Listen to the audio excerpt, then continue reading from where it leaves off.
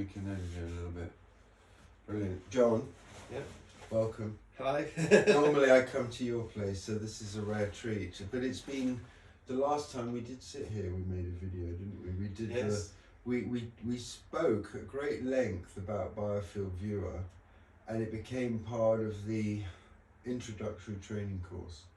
So I thought it would be good for us to regather Yes. and talk about all of the things that have changed since then.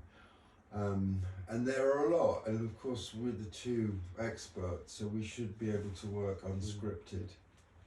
But I am going to kind of start because very specifically, I think when we made the last video, we were, remember, it was just how to take a set of images. Yeah. And the practitioners were doing all of the pictures of their clients in a clinical environment, whereas now the whole experience, even for practitioners, allows for their clients to take their pictures at home. And so I like to use the analogy of the changes in taking passport photos. Yes. To support why we also think it works. For example, in the old days, you used to go to a Photo Me booth and take a strip set of Polaroid or whatever it was, instant pictures that kind of.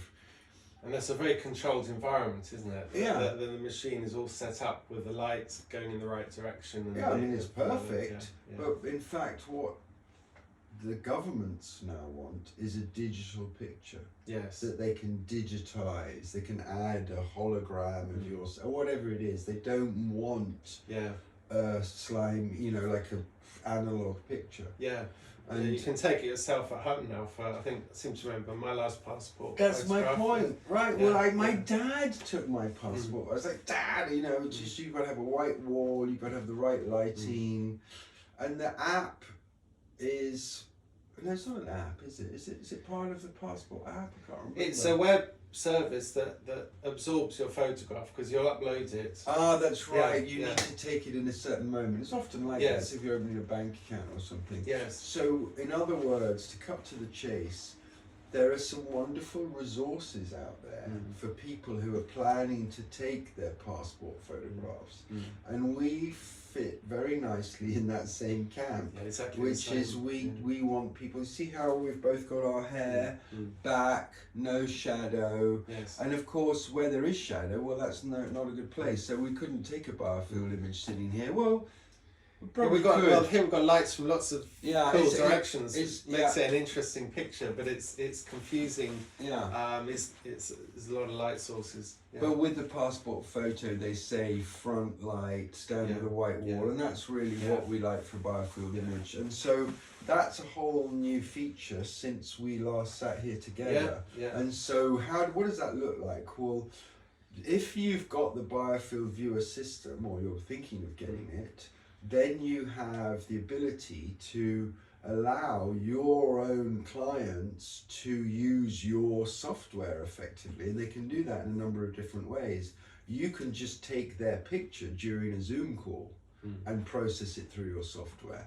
You can ask them to take a set of images with their phone, and they just send those images to you. Or if you want, you can give them access to your cloud version of the software, and they can actually see the Biofield images themselves. Although that removes the opportunity for doing blinded research, because if these people don't know what's happening, they don't know the changes. But I think it's really important for people to see their own Biofield images as soon as possible, whatever method you use to process them. Because I know the effect they have on people who are on a healing journey. They see their first image and they go, "Ooh, wow, what's that?" And as these images change, we're really seeing those changes happening in two ways. One is the symmetry of the patterns, and then almost in quick step, the brightening of everything. So it's almost as if when the tensegrity of the structure of the biofield is more symmetrical, it can handle more power and Yes. more amplitude of prana, Yeah. of biofield energy. Yeah. So it's a real symmetry, and I think that's what healing is this dance between Yeah. symmetry and brightness. Yeah, and it's a very subtle difference sometimes. You know, the difference between being healthy and unhealthy is a tiny change in our body. Yeah. And our system is also all about detecting tiny changes.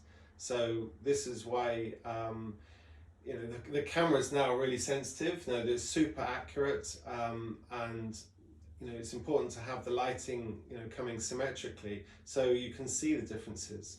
Okay, lights, yeah. brilliant. Yeah. What is the deal with lights? Because I've kind of given up on full spectrum lighting, not because I've given up on full spectrum lighting, it's just that these it's not needed as much anymore because of the camera technology is so much more right, precise. we've sort of seen but yeah. is there a sense that we're losing some data because we're not using full spectrum light?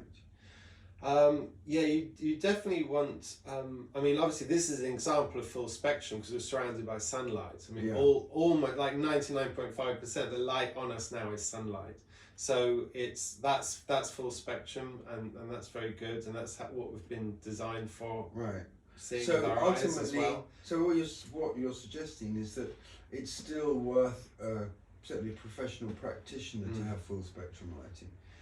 Yes, it's obviously if you the other extreme is if you have like a red light or you know a natural coloured light. Obviously, you're excluding a lot of data because a red coloured light will reflect the red aspects of our skin, which we have lots of, but it won't reflect the green aspects or the blue aspects or other aspects. So it's incomplete data, Right. and it may be that the aura field or the energy imbalance or the physical change that we're trying to pick up is not very red. It may be more in the other colour parts of the spectrum. So that's why the broader the spectrum, the better, because you're able to pick up more signals.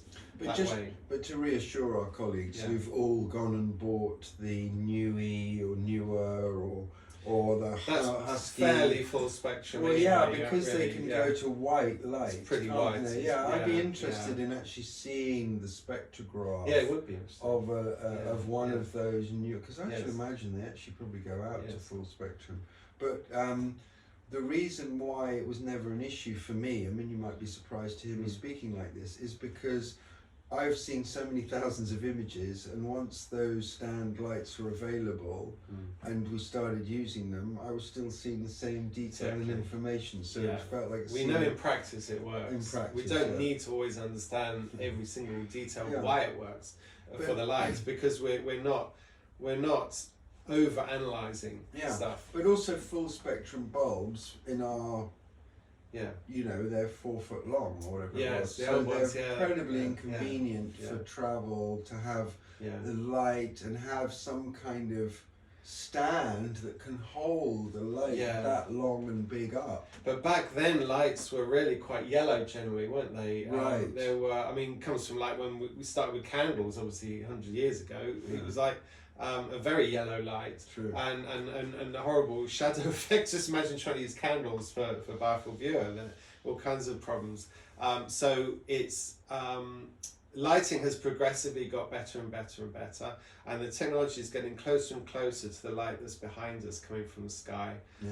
And because for conventional reasons, if you've got a nice iPhone and you want to take a nice picture, you want it to look like the best, like what we're used to, which is sunlight. So they have evolved the technology to get as close as possible to sunlight, even when you're inside the house and you're using a flash, which is the source of light for the image. They've evolved that flash to be as close as possible to sunlight.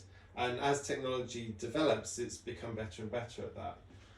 However he says the word light, I'm reminded about another development that has happened since we last sat together here, and that is light, which is the most brilliant opportunity, I would call it, at the moment, because as you guys probably realise, we're pretty slow. We're cold sellers, aren't we? We're not into, you know, we want people to come to us when they're ready. We want to test the technology for many more years than anyone else would ever think, because we're really concerned about the subtle implications of things, and we're not in a hurry. That's you know, right. we feel that we're in an environment historically where being in a hurry is not a sensible thing to be. We've seen the skepticism and the stripping down of other aspects of our field, and it's a bit like the recent pandemic. You know, there was the science, and there was the you know, everyone else. Yes, it's always good to grow something into the world, even though you've got something that's really amazing. It's good to grow it carefully into the world, so you absorb month by month. You absorb all the interactions it has, and make sure that it's smooth and there's, you know. But also, we're now facing an environment where social networking has become a kind of the cutting edge for all kinds of different things, and I don't know whether rightly or not, but governments are taking or rather giving responsibility in the same way that they absolving pharmaceutical companies of responsibility for their vaccines. They're perhaps giving responsibility to Facebook and Twitter, which they've already had, monitoring their own data. But the point is that we then also have got to be slightly careful, and that's why Light is such an exciting opportunity for our professional users that are already sort of members of our family, because the whole thing is that we would be liable if members suddenly start ranting on about something that triggers flags and whatever you know, we don't need to go there. I mean, social media is the front line of modern society, and front lines are dangerous places. The trenches. And you know, you've got to manage these. Not manage. You've got to understand the risks and make sure that it's a positive thing in every single aspect. But at the same time, we don't want to be cryptic. I mean, if you're interested in what is Light, I mean, from my perspective, Light is the library and database of our work, effectively, and it'll become more that.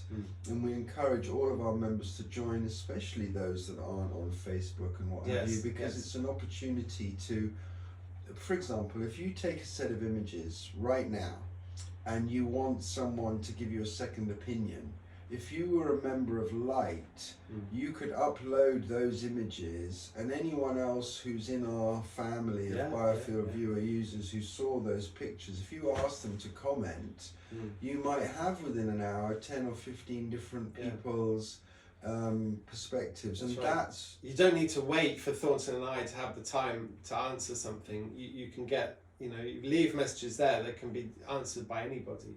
So in a way, this is a new invitation to our old family who are kind of calibrating how they want to be exposed online.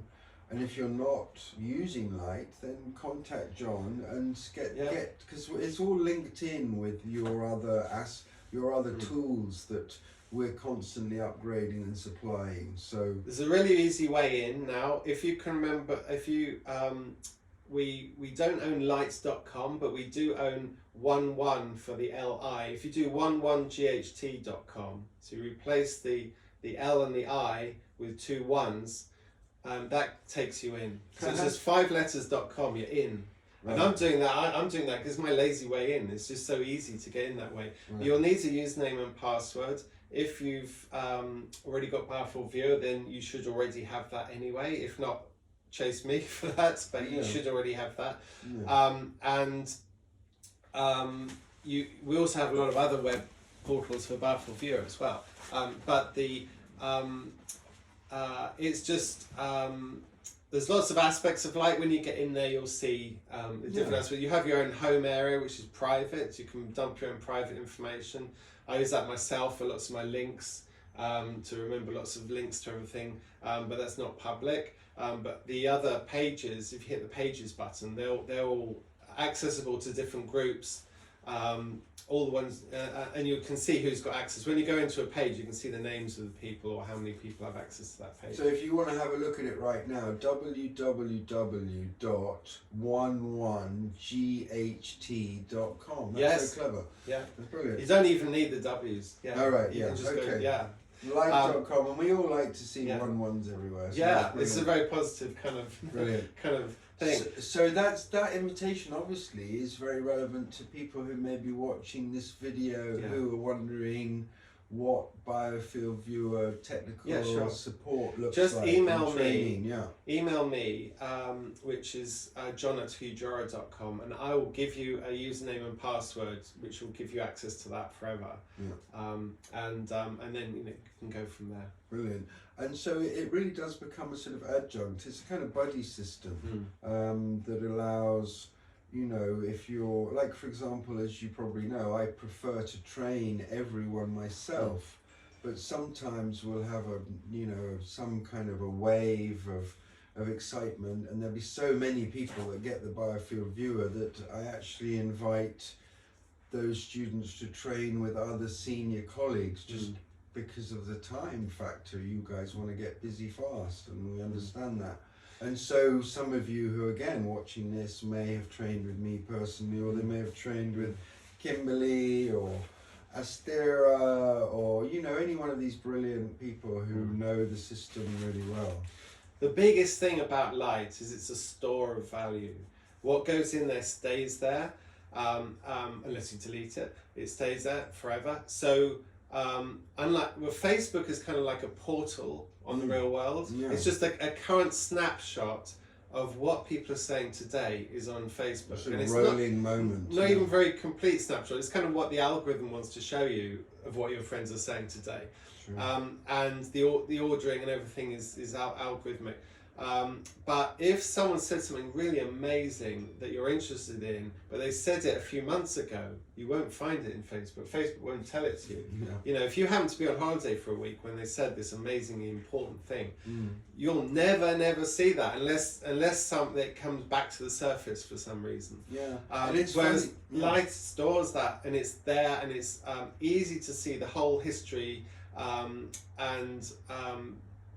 Thornton Light and people who own pages on Light can raise things to change the sequence of things. It's not necessarily only date order. So you see the most important things, and it's like and they stay the most. it's a bit more like Wikipedia. It's much more like Wikipedia, where the people decide what's most important, and it stays there. If it's accurate and relevant information, it stays there, easy to access. We do have to NB that. I mean, Wikipedia is the worst rogue. Yeah, but that's just because of the content, Yeah, the but it's filtering, the the way- technology. yeah. The technology is straightforward. It's Well, we'll it's a hold you- society can edit it, but of course it's been got at by the management. Management ultimately decides what has priority in there. It's hard to say how they do So it. yeah, It's a bit so like Twitter. It's that sort of control. element. most big tech platforms have a bias to what their founders' values are. Yeah, very much. So. Yeah, Whale, isn't it? His name. The guy? Yeah. So That's a couple so we're going to keep rolling. Yeah. We've talked about the fact that we're now offering distance screening. Okay, and that's really important, and we feel that that's so important that we support that we've built Light, which allows anyone who's using our technology to put a shout up, what on earth does this mean? Because if someone takes a picture of themselves in a dark corner and they don't read the script and they're suddenly depressed about what their biofield looks like and it isn't even a real picture, then we really need to be able to support these people, but we're prepared to take the responsibility of all of those things because we feel it's really important for people around the world to have access to something that has strangely been hidden from them. Yes. The gentleman who was here for lunch was saying how he could see auras around things, and I mean, I just loved it. It was so refreshing. But how many people can say that? And what is the process of fluoride and 5G and radiation and EMFs that collapse these faculties into just the basic senses.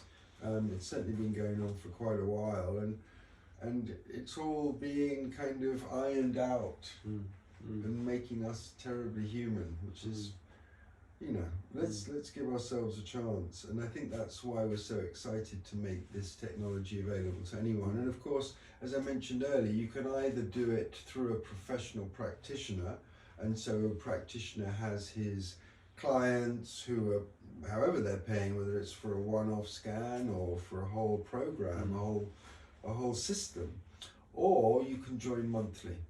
And that means that really it's for personal use. There's a real difference, professional use and personal use. Professional use, this guy's going to support you through a series of scans, whereas for a reason, because you're chosen to be on a healing journey. But you don't need to choose to be on a healing journey to see your biofield. It may well trigger you to want to get on a healing journey, but I think it's perfectly sensible that now that we've had this technology for 30 years, and between the two of us, we say the buck stops here.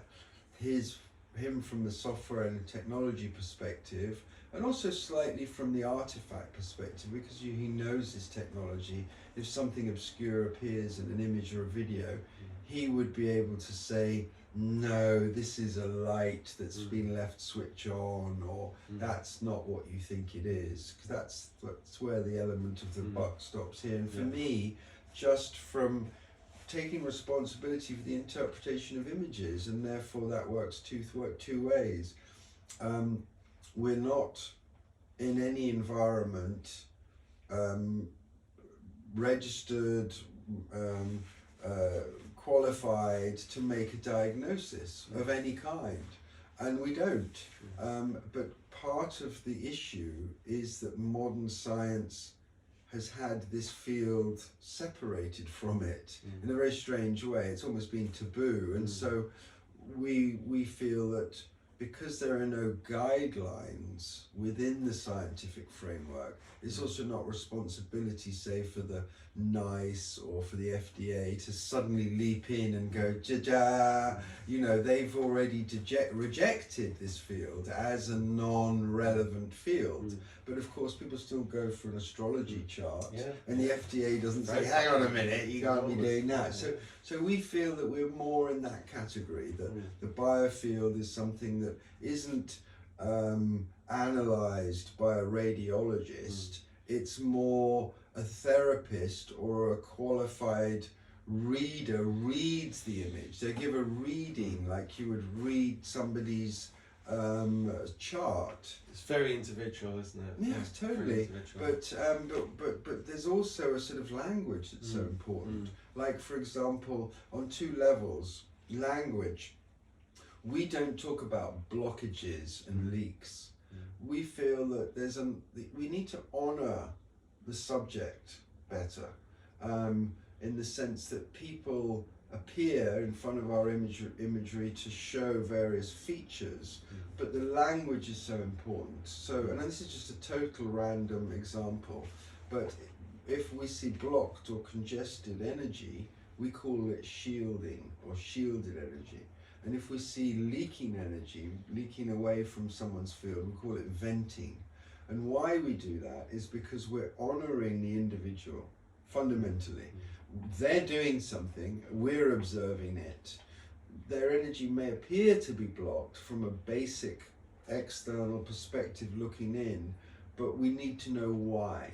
We need to know what that is. For example, if someone has grief and sadness, they always have shielding across their chest. It's totally visible. I call it like the badge of honor. You're honoring the person who's died, but you're also giving subliminal signals to everyone beyond you that you're not available, that you're doing something else at the moment. And that's also relates to sadness. But that is shielding because they are doing it. And there's some modern therapies that just sort of wade in and measure the biofield in some way, and they just kind of like clear everything up without honouring the person. I like Eileen McCusick's biofield tuning. Instead of like cutting out blocked energy, she encourages it to get digested Yes. in the system. It's a deep. It's like a deep clean, isn't Well, it? it's a better Not a understanding. surface, superficial. Okay, we're fixing the symptoms here. It's like getting really to the heart of it, what's beneath, and these issues. Yeah, I think Yeah. it's honouring the system and understanding the system that we've done as the subject, even though it's been taboo. We've been able to have pioneers with tools and books and classes that are sort of para education, if you like. The other aspect I mentioned, obviously languaging in relation to the interpretation of the scans. Yeah, I think I may come back to that, but you know, we're really bullish about it, and we're bullish about it because we feel this is something that we're so confident in, and it's so real. But we don't want our clients, our practitioners, to get, you know, make missteps.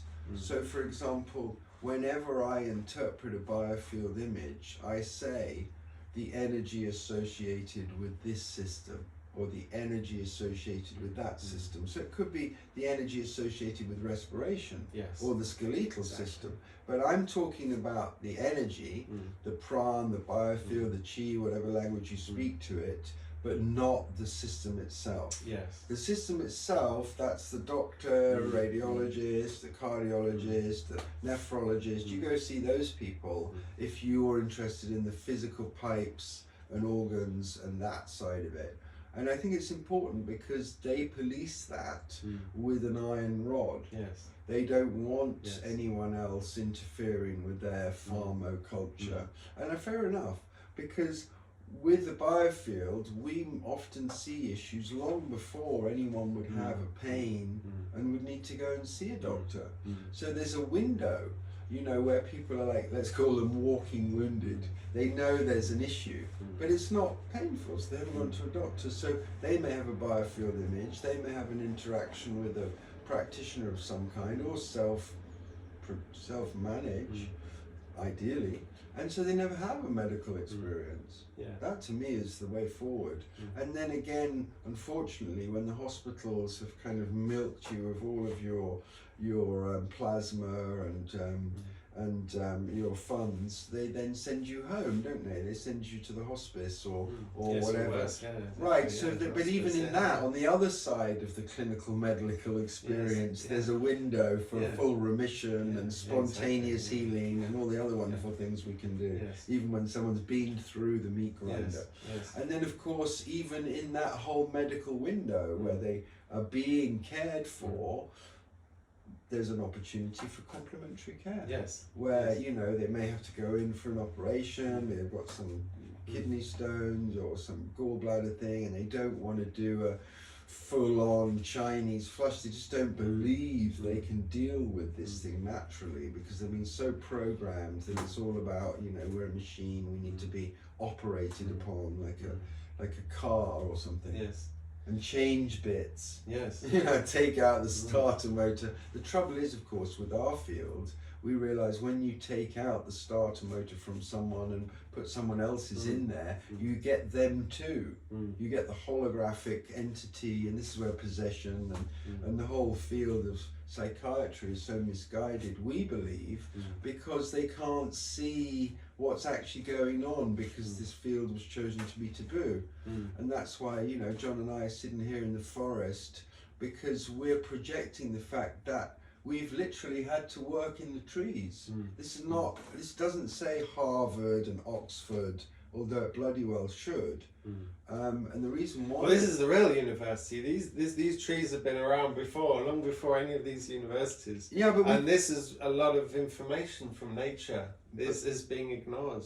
But we've got a very serious project on our hands. You know, we've seen things like homeopathy ripped out of hospitals. There was an actual homeopathic hospital here in London, and we've seen the pharmaceutical power projected through journalists to create a hostile environment of like ludicrous, how can something as ridiculous as homeopathy work, because of the Cartesian material mindset. And so they just cut it, and so suddenly a huge competition to pharmaceuticals is removed, even to the insidious way that they bought all the natural medicine product companies, and now when you go to a health food shop you get synthetic vitamin C, and it's all BS.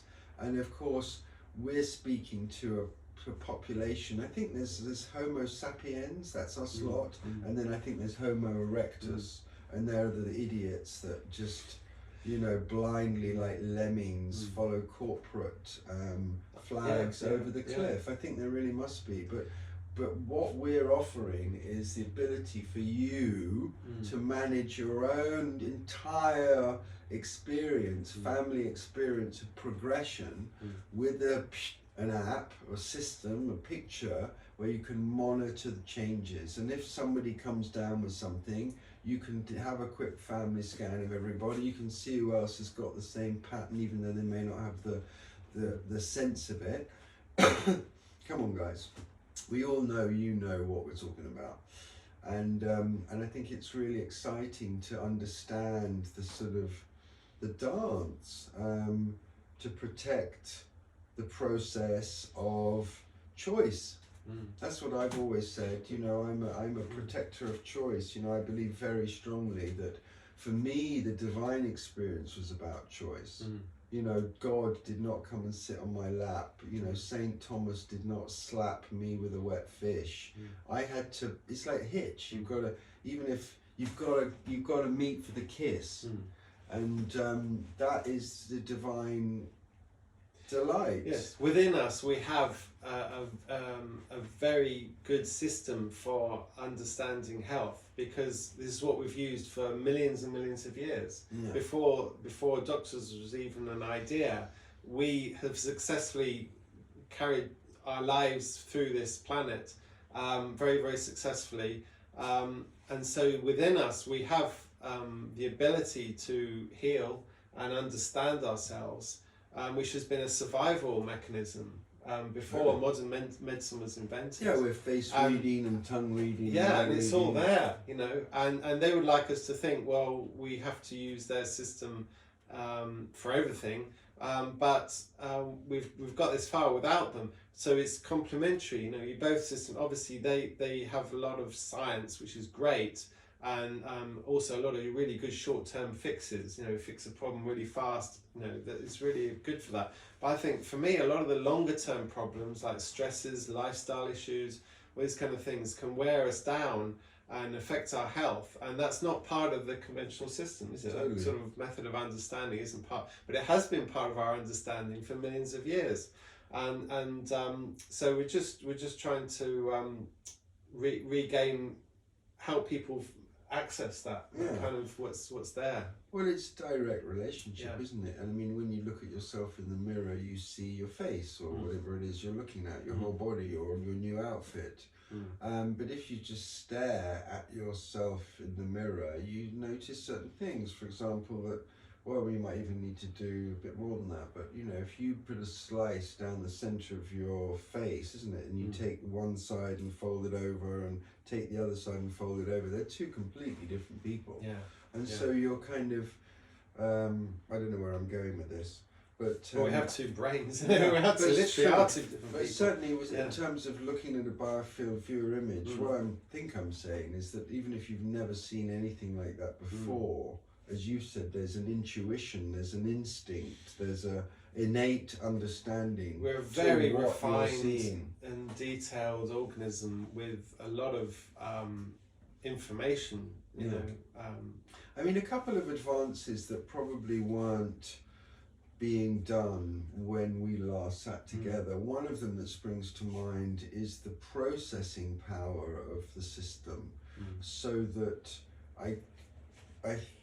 I mean, I know it was Elia Kostova, the doctor in Bulgaria, who first took a video from another medical device and ran it through the biofield. Yeah, we have video processing now. Yeah. So, but what that means is that, well, perhaps you should explain why it's significant to put a CT image inside the biofield viewer. We will process any image we're given, and we will show subtle changes within that image that are not necessarily visible conventionally. Because they're looking for different things. When a normal image, like how you're seeing us now, your brain is very aware of the outline of our faces and our shoulders and the trees perhaps behind and where the sky is. You're very, very evolved to those really big differences, like the sky there versus the trees, a huge colour change, and you're very aware of that, sort of big, nice light coming through. You're probably aware that those are light green trees and here are darker green trees, but you're not conscious at all of the individual leaves. You're focusing out of that information, trying to get the big picture. Your brain is saying, these guys are sitting in a forested area where it's well lit by the sun, and they're sitting on a sofa, and that's all you, and they're talking, that's all you need to know. That's all your brain's saying to you. But if you were to look at, is John unwell? Is he?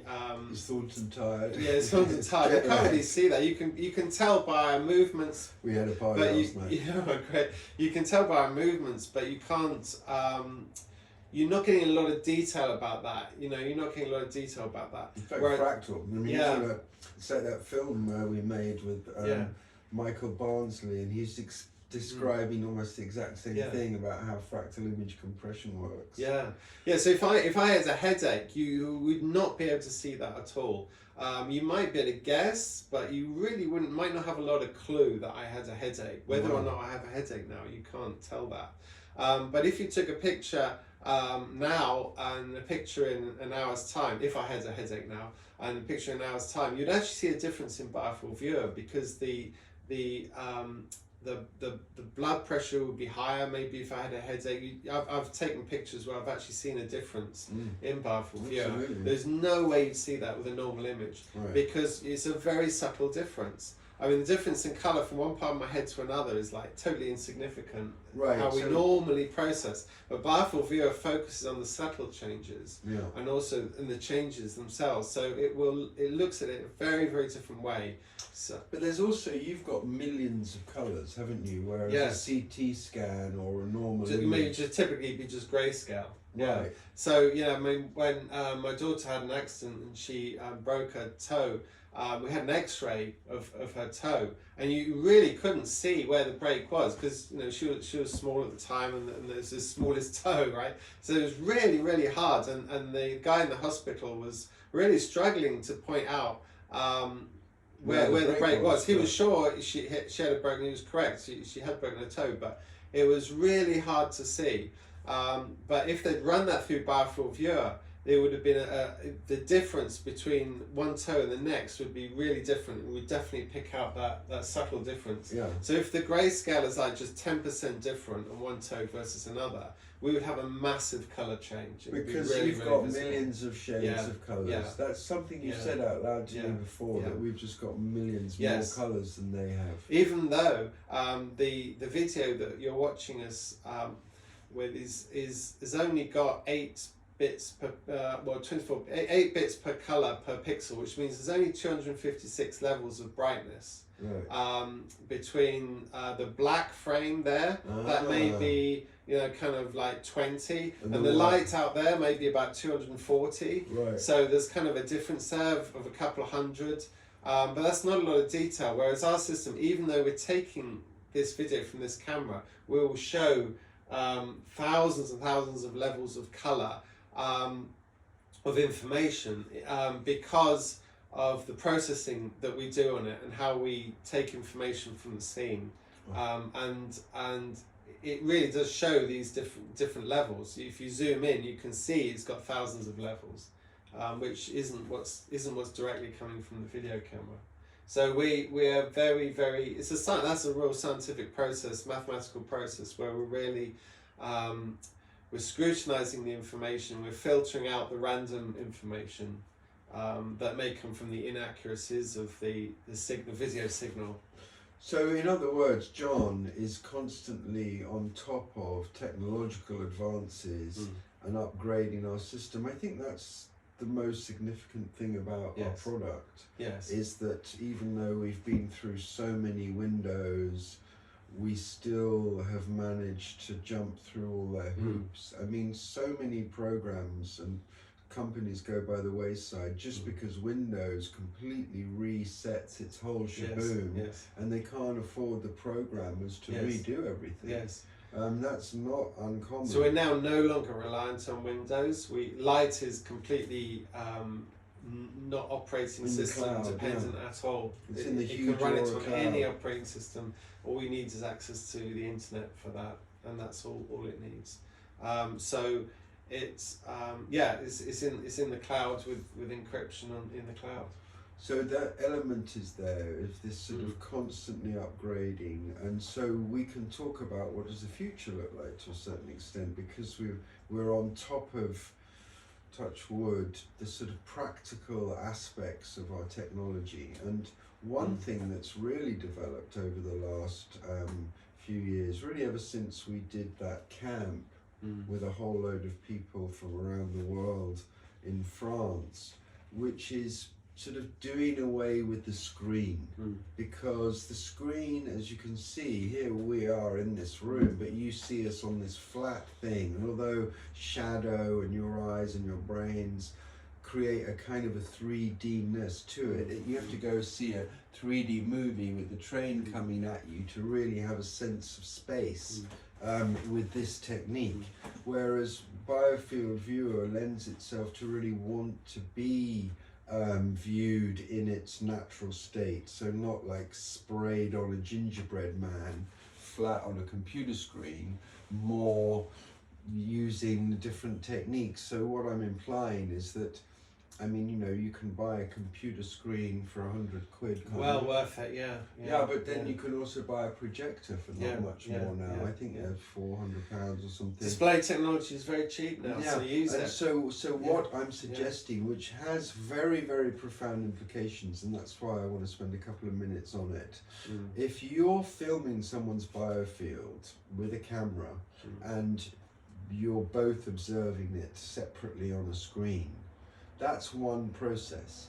But if you film someone's biofield with a camera and project their biofield straight back onto them, then what happens is the camera, you're asking the fundamental question, does the camera still see the person, or does it only see the person with their biofield projected onto them? Because if it only sees their biofield with them projected on them, who took that picture? It's a kind of a tunnel of like complexity here. And what actually happens is the camera is getting more and more information from the layers of projection.